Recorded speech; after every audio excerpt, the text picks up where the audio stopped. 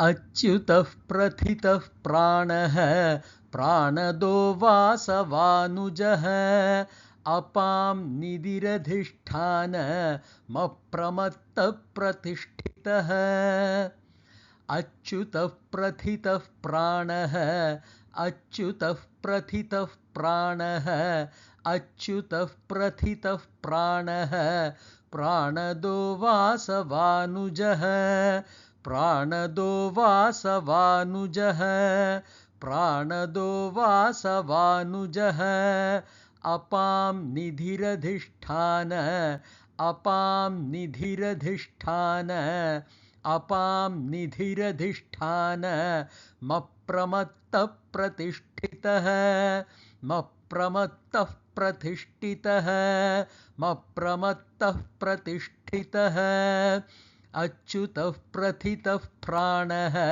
प्राणदो वासवानुजः अपां निधिरधिष्ठान मप्रमत्तः प्रतिष्ठितः. In this shloka number 35, we have 9 names from 318 to 326. The 318th nama is Achyutah. For the purpose of Pushparchana, we say Om Achyutaya Namaha. Earlier, we have seen this nama in shloka number 11. We had then associated the meaning one not touched by the impurities of samsara. Shankaracharya attributes Shad Vikaraha to this instance and expresses his anubhavam as Shadbhava Vikara Rahitatvad Achyutah. Every object goes through 6 kinds of changes.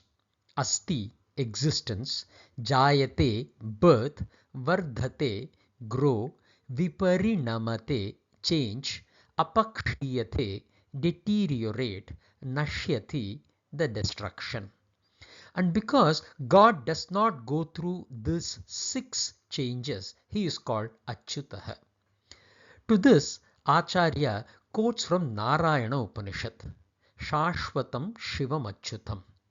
Interestingly, all the 3, Shashvatam, Shivam and Achyutam, are namas in Vishnu Sahasranama. Chutam means modification, changes.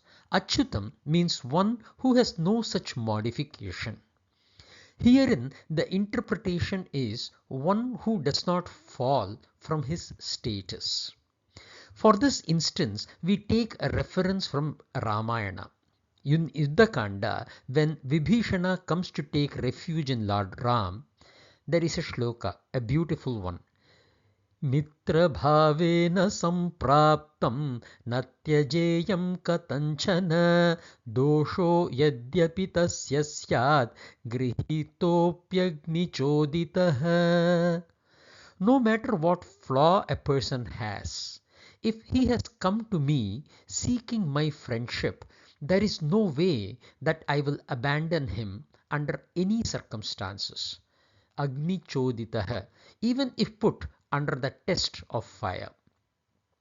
For meditation purposes, we take the commitment one should have to his promises and become Achyutah. The verse from Ramayana emphasizes hospitality and refuge. Rama's words upholds the Vedic tradition of offering protection and hospitality to anyone who seeks it, regardless of their past actions or background. Dharma or friendship. Rama demonstrates that a true friend is one who provides unwavering support even in the face of doubts or challenges. Compassion and forgiveness. Rama's infinite compassion and willingness to forgive faults when seeker comes with a genuine intent. Leadership and trust. As a leader, Rama emphasizes trust and inclusiveness, showing that even perceived adversaries deserve a chance for redemption. The 319th nama is Prathitah. For the purpose of Pushparchana, we say Om Prathitaya Namaha. As per dictionary, the meaning of the word prathitaha are intent upon, divulged, known, engaged in, celebrated, published, famous, etc. In this context, we take the meaning of one who is famous or very well known. You become well known when you have great reputation. And remember, you earn your reputation based on what you do and not what you think. Shankaracharya expresses his anubhavam as Jagad Utpatya Adi Karmabhihi Prakhyataha Pratitaha. And because God is naturally famous due to his act of creating the world, etc. To meditate, we need to focus on the fact that it is your performance that makes you famous. Neither what you possess, including ideas, nor what you aspire. Your performance is based on the consistency and deliverance. You can associate this with the previous nama as well, as in you have to be achyutaha, be firm and determined, and your performance must be of superior nature for you to become prathitaha. The 320th nama is pranaha. For the purpose of Pushparchana, we say Om Pranaya Namaha. We have seen this nama in shloka number 8 and will also be seeing it in shloka number 44. Also, the nama comes as part of the names Pranadaha, Prananilayaha, Pranabhrut and Pranajivanaha. Earlier, in shloka number 8, we attributed the value pranaha as the life energy. Now, not just the breathing, but together with all other energy conversions as defined in the Shastras is the extension we are giving here. There are several Vedic verses that can be quoted in support. Shankaracharya quotes from Aitreya Aranyaka in Rigveda. Pranova ahamasmi. We can also take the quotes from Chandogya Upanishad, Kausitaki Upanishad, or even derive it from Pranamaya Kosha in Taittiriya Upanishad. Acharya puts it as Sutratmana Prajaha Pranayati, associating Hiranyagarbha, taking the Pranan as the thread that ties all together. There are 5 pranas that the Shastra states. Pranaha, repository and thought process. The abode is the chest. Upon its leaving, we call one is dead. Samana Pranan, generating heat in the system. Body starts to get cold. The abode is the navel and the function is digestion and creation of functional energy in the body. This can last up to 1 hour after the pranan has gone. The apana pranan, sensory aspect. They say it can take up to 4 hours. Excretion, exhalation, etc. are the functions that are associated with apana vayu. The abode are the intestines. Note, throwing up is associated with apana vayu. Udana Vayu or Udana Pranan represents the buoyancy. It helps in reducing the weight or aspect that grounds you. This can take up to 14 hours after the pranan has left the body to go. The abode of Udana Vayu is the throat. Ud means up. Speech is an essential function of Udana Vayu. But to the body it brings a buoyancy. This is the reason why the same person when alive feels lighter to be lifted as opposed to when he is dead. There are yogic and martial arts schools that help improve our Udana Vayu. You can fly or land safely from 100 meters are expressions that they provide in support of this. Not sure how true they are, but logically, if we can control the Udana Vayu, one should be able to do that. Vyana Vayu or Vyana Pranan. Preservation or preventing anything from rotting is the process of the body. Function is distribution of energy. Thus, the abode for Vyana is the entire body. It can take up to 14 days for the Vyana Vayu to leave the body after the Pranan has left. Study of prana is an entire science by itself. Some of the pranic healings actually provide exercises that can help you regulate the prana. Well, all the previous names that we have seen, controlling, regulating, binding, etc., are the functions of God. In the body, it is done in the form of these prana shakti. Hence, prana is directly seen as the divine force in us, and we associate this divinity to the God. Hence, the nama prana is very appropriate for the God. For meditation purposes, we meditate upon the value that these 5 pranas are the ones that keep this body together. This body is my first kshetra, and as part of paripalana, I must take care of the body. Exercising on the prana is thus an important function in my life. Recommendations are about 10 minutes in the morning and 10 minutes in the evening. One must do at least the prana ikshana, which is just an exercise of watching your breathing. While practice of pranayama is encouraged, please do it only under the guidance of a guru. The 321st nama is Pranadaha. For the purpose of Pushparchana, we say Om Pranadhaya Namaha. As per dictionary, the word Pranadaha means saving or preserving life, life-giving. The nama occurs 4 times. This shloka, previously we have seen in shloka number 8 and will appear again in shloka number 44 and 102. In shloka number 8, we had associated the meaning of life giver as in to the beings on this loka. Here, Shankaracharya associates this to both life giver, Dadati, and the one who removes it, Dhyati, to even the Devas and Asuras, and expresses his Anubhavam as Suranam, Asuranam, Cha Pranam Balam Dadati, Dhyati Va iti Pranadaha. For meditation, we meditate on pranan and add to the realization that all aspects of the body is associated with pranan. Our thoughts, our words, and our actions are expressions of pranan.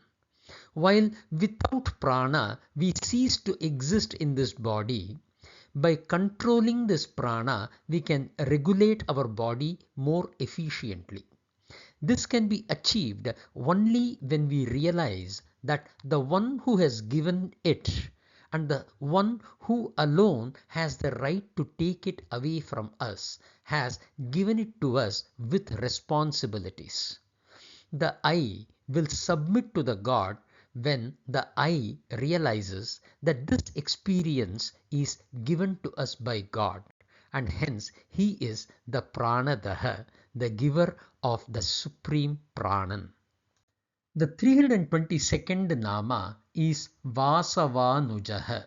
For the purpose of Pushparchana, we say Om Vasavanujaya Namaha.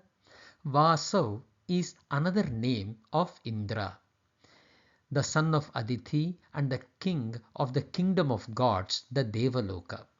Bhagavan is born to Aditi as a Brahman boy by name Vamana to regain the position of Indra that Mahabali would have conquered. Thus, the term Anuj, which means younger brother, gives Vishnu Bhagavan the name Vasavanujaha. Shankaracharya expresses this in his Anubhavam as Adityam Kashyapad Vasavasya Anujo Jatha iti Vasavanujah. For the purpose of meditation, we take a totally different meaning. Indra represents the Manaha, which is the king of all sensory organs in our body. The aspiration to learn spirituality or Vedanta is considered the Anuj of the Man. And that is the reason why not everyone is drawn to spirituality. We give the position of God to such a thought in us, which we admire and bow down to. The ability to bow down to your own thoughts strengthens that which is essential for spiritual growth, and that is the value we derive by meditating on this name. The 323rd Nama is Apam Nidhi. For the purpose of Pushparchana, we say Om Apam Nidhaye Namaha. A similar Nama comes as Ambho Nidhi in shloka number 55. Amba and Apaha have the same meaning. Apaha means water and Nidhi means reservoir in the context of water. Thus, Apam Nidhi refers to the ocean, the place where the water gets collected in abundance. Apaha yatra nidhiyante saha apam nidhi is the Anubhavam shared by Shankaracharya. He quotes from Gita, in which Bhagavan himself says, Sarasam Asmi Sagaraha. This comes in chapter 10, shloka number 24. Purodhasam cha mukhyam mam vidhi partha bruhaspatim senaninam aham skandah sarasam asmi sagaraha. There are two ways we can interpret this nama for the meditation purposes. God is the Apam Nidhi because it is from Him that I originate and it is into Him that I dissolves. This is similar to how water originates from the ocean and eventually drain up into the ocean. The other way of meditating on this nama is to realize that I am the ocean. The waves are mere experiences, but deep within I am the base. The 324th Nama is Adhishthanam. For the purpose of Pushparchana, we say Om Adhishtanaya Namaha. The Nama comes as a pratyayam, a suffix to the Nama Loka Adhishthanam in shloka number 95. As per dictionary, the word Adhishthanam means rule, abode, inhabiting, government, base of support, benediction, authority, occupying, etc. There are several meanings of the word. The core is one who supports, the one who is the base. Going by the Puranas, the physical attribution of actual support comes in Kurma avatar, in which he supports the Mandara mountain in the process of churning the ocean. Shankaracharya takes the meaning of supporting this entire creation as the material cause of creation by giving his Anubhavam as Adhitishtanti Bhutani Upadana Karanatvena Brahmeti. He gives reference to Gita chapter 9 shloka number 4, specifically to the word Matsthani Sarva Bhutani. For the purpose of meditation, we take the value of Kshetra Paripalana as the concept. Realize that I am the base and I need to navigate through everything that I come across, enabling while also allowing the Kshetra to perform on its own. Contemplate on the entire shlokas, the 4 and 5 from the 9th chapter of Gita. मया तदमिदं सर्वं जगदव्यक्तमूर्तिना मत्स्थानि सर्वभूतानि न चाहं तेष्वस्थितः न च मत्स्थानि भूतानि पश्य मे योगमैश्वरं भूतभृन्न च भूतस्थो ममात्मा भूतभावनः. A concept which can be contemplated for a lifetime. This indeed is Rajavidya and Rajaguhyam, the title of chapter 9. The 325th Nama is Apramattah. For the purpose of Pushparchana, we say Om Apramattaya Namaha.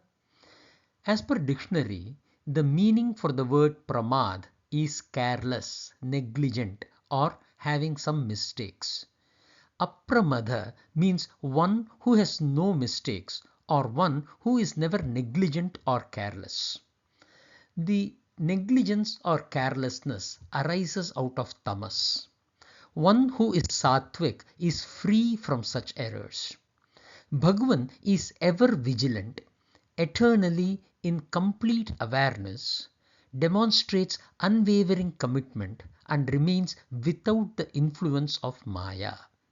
Shankaracharya expresses his anubhavam on this nama as adhikarasya karmanurupam phalam prachanna apramadhyati. In delivering the results, the karma phalam, which is awarded in accordance with the eligibility, the adhikaraha, and the actions, the karma, performed, though are often hidden. Prachanna means it is hidden. Bhagavan is never negligent. Pauranically, the stories of rescuing Gajendra or protecting Prahalada illustrate his apramatta nature. He acts promptly and decisively to protect dharma and those who depend on him. For meditation purposes, we take the value of being vigilant. Just as a thief never enters a house when people are awake, you are required to be awake and prevent the negative thoughts from entering in you. To develop a positive attitude, meditation on this nama is of great significance to develop mindfulness. As expressed by Shankaracharya, this is possible only when we develop the absolute faith that karma phala is given by Apramatta Atma. The 326th Nama is Pratishtitah. For the purpose of Pushparchana, we say Om Pratishtitaya Namaha. One who is supported and established in his own greatness without any support from any external sources. Everything else is dependent. Shankaracharya expresses his anubhavam as Swe Mahimni Sthitah and quotes Chandogya Upanishad, Sa Bhagavan Kaha Pratishtitah iti Swe Mahimni. This comes in Bhuma Vidya, where sage Narad is imparted the knowledge of the Supreme by Sanat Kumara. To the question from sage Narad, where is Bhagavan firmly established, Sanat Kumara replies, in his own greatness. For meditation purposes, this name guides us to contemplate on the value on what I am established in. Is the wealth my making? Is the fame my making? Is the strength my making? The core to the answer is you are established in your own self. This manifests through dharma in the subtle form and karma in establishing the kshetra paripalana. Any dependence is a dependence on impermanent thing. Allow and accept their departure. There are authors who establish that your dependencies must not be in the worldly things, but they must be towards the Supreme. I would beg to differ here. The relationship between you and the God should become of that realization and not of that dependence. The realization is that I is the God, but it is my ignorance which makes me see God as an entity outside of me. Self-dependence is independence. So you don't depend, but you realize the God.